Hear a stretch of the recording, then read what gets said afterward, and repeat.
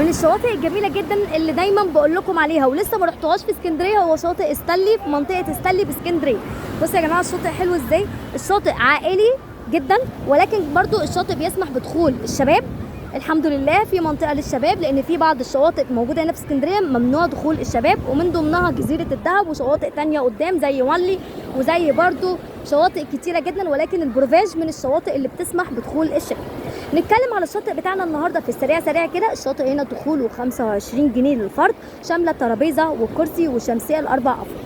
الشاطئ هنا مجهز بكل الامكانيات والخدمات، وحده خلع ملابس وحمام. عندنا كمان الكباين الخاصه بشاطئ استانلي، وهي الايجار بتاعها 350 جنيه في اليوم، شامله 4 كراسي وترابيزه وبتاخد 4 افراد. لو زدنا عن الاربع افراد بتدفع تيكت 325 جنيه. اما 350 جنيه هي شامله حجز الكابينه بالدخول. الشاطئ هنا بيشتغل من الساعه 6 الصبح ل 12 بالليل، والكابينه بتستلمها من 9 الصبح ل 12 بالليل، ولكن هي الكابينه هنا ايجار يومي فقط، يعني ما ينفعش تاخدها 3 ايام 4 ايام، وما ينفعش تنام فيها لان هي مش مجهزه بسراير.